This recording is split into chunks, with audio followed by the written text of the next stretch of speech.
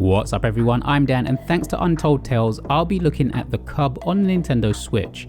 Make sure you're subscribed to stay up to date with all the latest news and reviews. Don't forget to hit that like button if you like the review, and leave a comment as it all helps the channel. With that said, let's see what this one's all about. The Cub's narrative centers around a small child, aptly named the Cub, who becomes the target of a twisted safari hunt by the ultra-rich returning from Mars after the great ecological catastrophe. The backdrop is a world in ruins where humanity's remnants are overtaken by evolved wildlife and hybrid flora. The story unfolds as the Cub embarks on a journey of escape, exploration, and discovery through urban ruins, encountering both the wonders and dangers of a post-apocalyptic Earth. What sets the Cub apart is its commitment to storytelling through environmental design. Each level is a canvas of crumbling, brutalist tower blocks, abandoned genetic labs, depleted chemical mines, and overgrown battlefields, each telling a part of the larger narrative. As players navigate through the remnants of humanity, they piece together the story of why and how civilization fell, adding depth to the overall experience.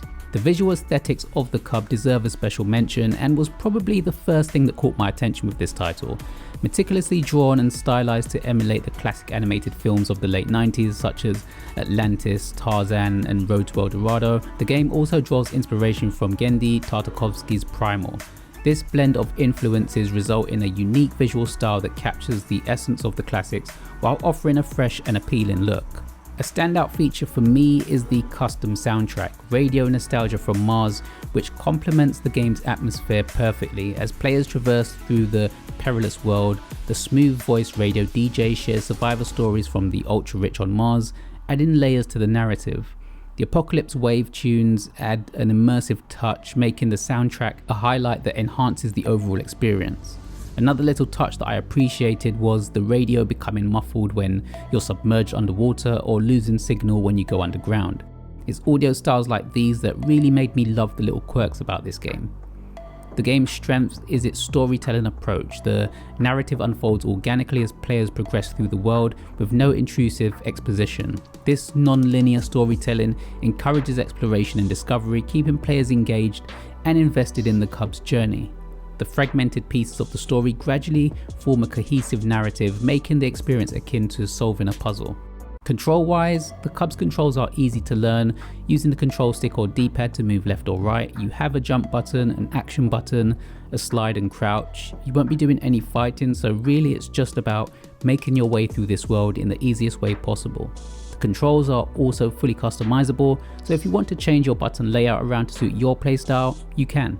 The Cub, however, is not without its challenges. The game incorporates a significant amount of trial and error to navigate hazards, which may frustrate some players. While this difficulty contributes to the classic platformer feel, it may deter those seeking a more streamlined experience. Many times I died because I couldn't see what I needed to jump to, and there were just some sections where I almost thought about throwing in the towel. Nevertheless, the satisfaction of overcoming obstacles and mastering the parkour mechanics can be rewarding for players who appreciate a challenge. At a time where the industry often leans on cutting-edge graphics and complex narratives, the Cub emerges as a refreshing homage to classic Sega platformers from the 90s.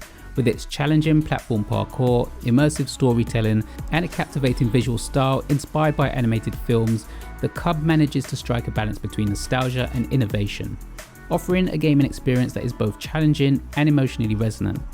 While the trial and error aspect may pose a challenge for some players and does require a certain amount of patience, the compelling storytelling, exceptional audio elements, and nostalgic visual style make the Cub a worthwhile adventure for those seeking a modern take on classic gaming.